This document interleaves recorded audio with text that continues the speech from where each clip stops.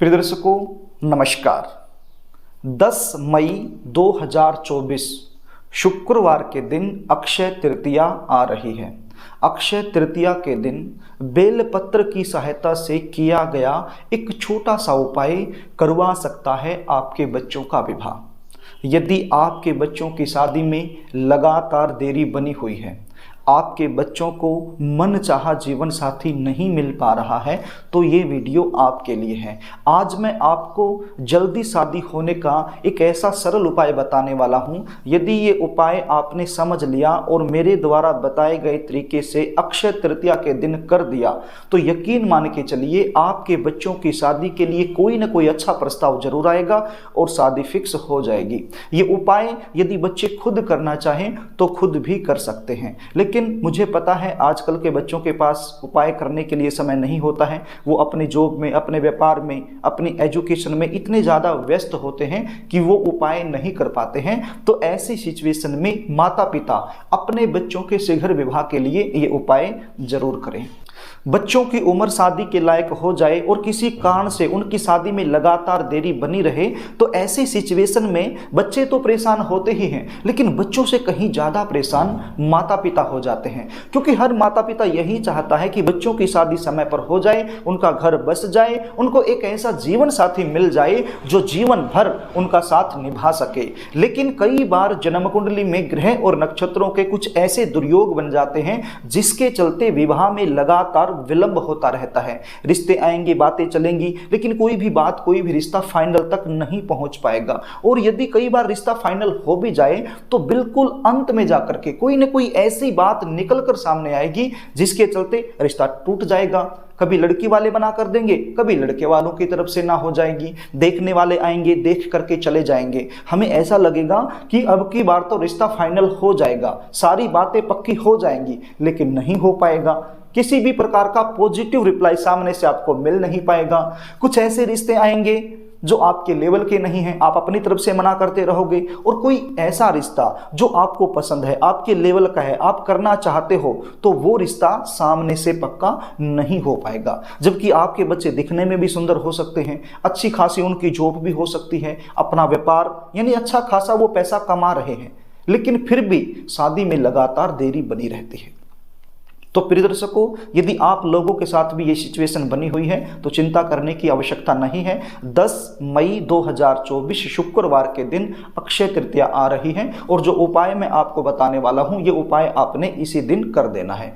उपाय बताऊं इससे पहले आपसे निवेदन करना चाहूंगा, यदि आप चैनल पर नए हैं और अभी तक आपने इस चैनल को सब्सक्राइब नहीं कर रखा है, तो मुझसे लगातार जुड़े रहने के लिए अभी इस चैनल को सब्सक्राइब कर लीजिए, बेल आइकन को भी प्रेस करके रखिए। चैनल को सब्सक्राइब करना, बेल आइकन को प्रेस करना, वीडियो को लाइक करना, ये पूरी तरह से निःशुल्क होता है, इसमें आपका कोई भी पैसा नहीं लगता है। तो प्रिय दर्शकों, आई होप आपने चैनल को सब्सक्राइब कर लिया होगा। अब आप इस उपाय को ध्यान से सुन लीजिए। ये उपाय आपने 10 मई 2024 शुक्रवार के दिन करना है। ये उपाय आप सुबह भी कर सकते हो और शाम को भी कर सकते हो। ये उपाय करने के लिए आपके पास क्या सामग्री होनी चाहिए, पहले आप इसको नोट कर लीजिए। आपके पास लगभग आधा लीटर दूध होना चाहिए। क्या होना चाहिए? लगभग आधा लीटर दूध होना चाहिए। गर्म दूध नहीं चलेगा, ठंडा दूध आपके पास होना चाहिए। थोड़े से काले तिल आपके पास होने चाहिए, लगभग मुट्ठी भर काले तिल आपके पास होने चाहिए।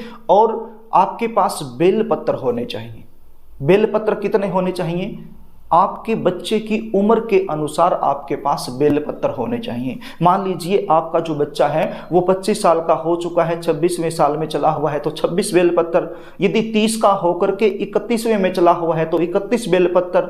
और यदि 28 का होकर के 29वें में चला हुआ है तो 29 बेलपत्र। यानी कि वर्तमान समय में आपका बच्चा जिस उम्र में चला हुआ है उतने ही आपने बेलपत्र लेने हैं। बेलपत्र कटा फटा नहीं चलेगा, बिल्कुल साफ सुथरा साबुत बेलपत्र आपके पास होना चाहिए। ये बेलपत्र आपको कहाँ से मिलेंगे?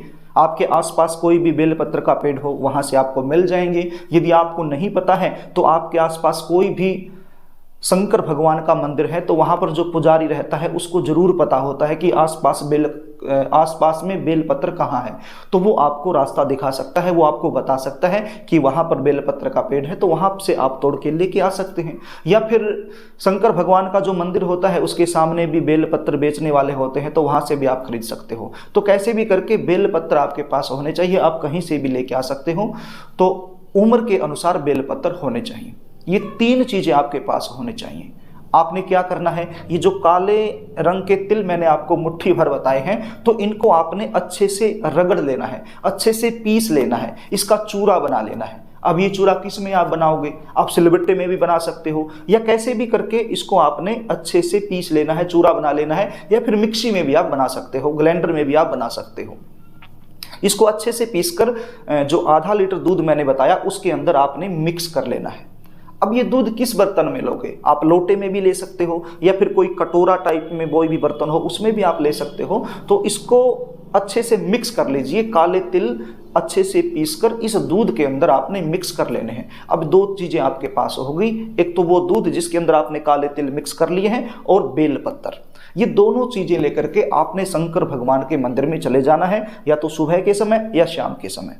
शंकर भगवान के मंदिर में जाकर के जहाँ पर शिवलिंग है वहीं पर जाकर के बैठ जाना है, और सबसे पहले गणपति जी महाराज से प्रार्थना करनी है कि हे गणपति जी महाराज, ये जो उपाय मैं कर रही हूँ या कर रहा हूँ, अपने बच्चों के शीघ्र विवाह के लिए कर रही हूँ या कर रहा हूँ, ऐसा आपने बोलना है। और उनसे प्रार्थना करनी है कि इस उपाय में किसी भी प्रकार का विघ्न बाधा प्रवेश ना हो, यानी कि सफलतापूर्वक इसका लाभ मुझे मिल जाए। ऐसी प्रार्थना गणपति जी महाराज से आपने सबसे पहले करनी है। यदि आप बच्चे खुद कर रहे हो तो भी इसी प्रकार से करनी है, और यदि माता पिता हैं तो भी आपने गणपति जी महाराज से प्रार्थना करनी है।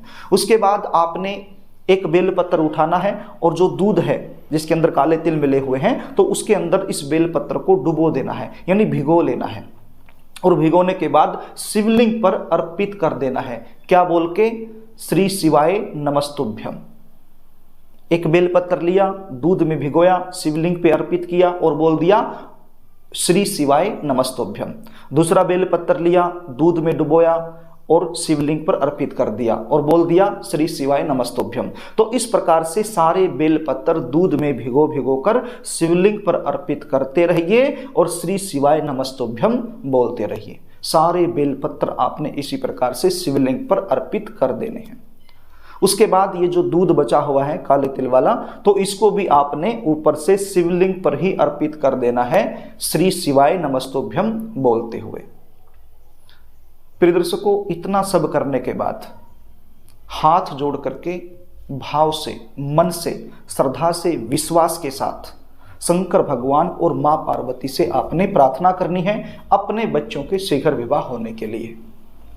जो भी आपके मन में भाव है आज शंकर भगवान के सामने आप बोल दीजिए, जरूर आपकी प्रार्थना स्वीकार हो जाएगी।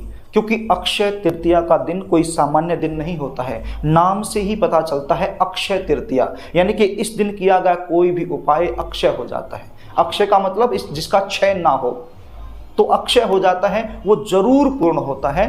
तो इस तरीके से यदि आप ये उपाय करोगे तो निश्चित मानिए आपके बच्चों की शादी के लिए कोई न कोई अच्छा प्रस्ताव जरूर आएगा और शादी भी फिक्स हो जाएगी।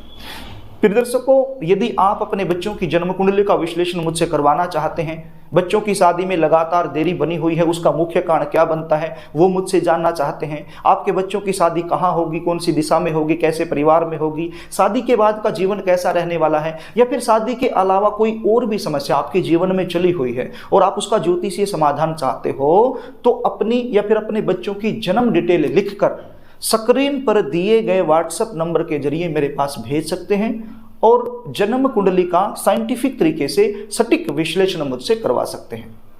जन्म कुंडली विश्लेषण की हमारी फीस होती है, वो फीस आपको पे करनी होती है, उसके बाद संपूर्ण जानकारी आपको दे दी जाती है।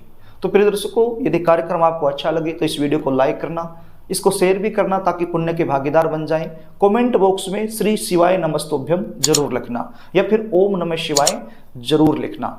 यदि आपको हमारे द्वारा दिए गए कार्यक्रम अच्छे लगते हैं तो चैनल को सब्सक्राइब जरूर कर लेना। आज के लिए बस इतना ही, आगे फिर मिलेंगे, तब तक के लिए नमस्कार।